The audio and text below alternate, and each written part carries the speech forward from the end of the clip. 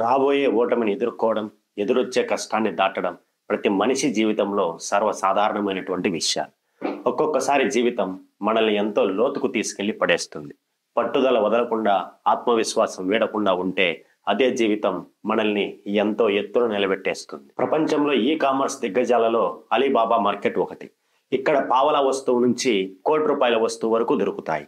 2,40,000 మందికి ఉద్యోగ అవకాశాలతో, ప్రతి సెకనుకి 6 లక్షల ఆర్డర్లతో, ప్రతి సంవత్సరము 13,000 కోట్ల రూపాయల ఆదాయంతో ముందుకు సాగుతున్నటువంటి ఈ అలీబాబా ఈ కామర్స్ మార్కెట్ వెనక నిలబడ్డటువంటి ఓ వెన్నెముక లాంటి వ్యక్తి గురించి ఈ రోజు మనం మాట్లాడుకోబోతున్నాం. ఓటమి విజయానికి తొలిమెట్టు అనేటువంటి మాట జాక్ మా జీవితానికి సరిపడేటువంటి సరైనటువంటి మాట.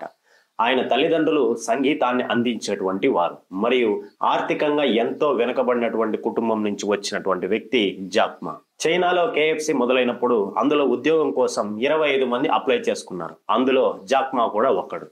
ఇక్కడ విచిత్రమైనటువంటి సంఘటన ఏమిటి అంటే ఈ 25 మందిలో 24 మంది సెలెక్ట్ కావడం జరిగింది. జాక్ మా ఒక్కడే రిజెక్ట్ కావడం జరిగింది. ఎన్నో అవరోధాల తర్వాత పోలీస్ ఫోర్స్ లో జాయిన్ అవ్వాలనుకున్నా కూడా అక్కడ కూడా ఆయన రిజెక్షన్ కి గురి కావడం జరిగింది. చివరికి జాక్ మా 1995లో ఇంటర్నెట్ ఆధారిత బిజినెస్ ని స్టార్ట్ చేయడం జరిగింది. అయితే అప్పట్లో చైనా రిస్ట్రిక్షన్స్ వల్ల ఆ బిజినెస్ మూతపడడం జరిగింది. కానీ జాక్ మాకి ఈ కామర్స్ బిజినెస్ పై అప్పుడే బలమైనటువంటి దృష్టి మళ్ళడం జరిగింది. 1999లో జాక్ మా తన స్నేహితులతో కలిసి అలీబాబా మార్కెట్ ని నిర్మించడం జరిగింది. కానీ చైనా ప్రజలు పేపర్ లేనటువంటి లావాదేవీలని నమ్మేటువంటి పరిస్థితుల్లో లేరు. జాక్ మా మరియు అతని స్నేహితులు వారిని నమ్మించేటువంటి ప్రయత్నం చేయడంలో కొద్ది వరకు విజయాన్ని సాధించడం జరిగింది. ఒకానొక దశలో నమ్మని ఆ జనాల్ని చూసి జాక్ మా స్నేహితులు ఈ అలీబాబా మార్కెట్ ని అమ్మేయాలనుకున్నారు. కానీ దానికి జాక్ మా ఒప్పుకోకపోవడంతో జనాలలో నమ్మకాన్ని కుదిర్చేటువంటి పని పెట్టుకొని నమ్మకాన్ని కుదిర్చారు జాక్ మా మరియు అతని స్నేహితులు. ఎప్పుడు మూతపడాల్సినటువంటి అలీబాబా బిజినెస్ జాక్ మా తలవంచనటువంటి ధైర్యం ముందు చరిత్రలో నిలిచిపోవడం జరిగింది.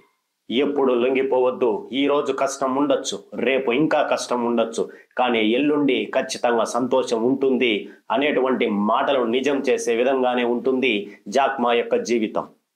జాక్ మా యొక్క జీవితం మనలో ఎంతో ప్రేరణ నింపుతుంది. నిజంగా నిరుద్యోగులలో అయితే ఎంతో ధైర్యాన్ని నింపుతుంది. ప్రతి ఒక్కరూ కూడా జాక్ మా యొక్క జీవితాన్ని చదవాలని ఆశిస్తూ ఈ వీడియో నచ్చినట్లయితే ఒక లైక్ చేయండి. మరిన్ని వీడియోల కోసం ఈ ఛానల్ని ఓసారి సబ్స్క్రైబ్ చేయండి.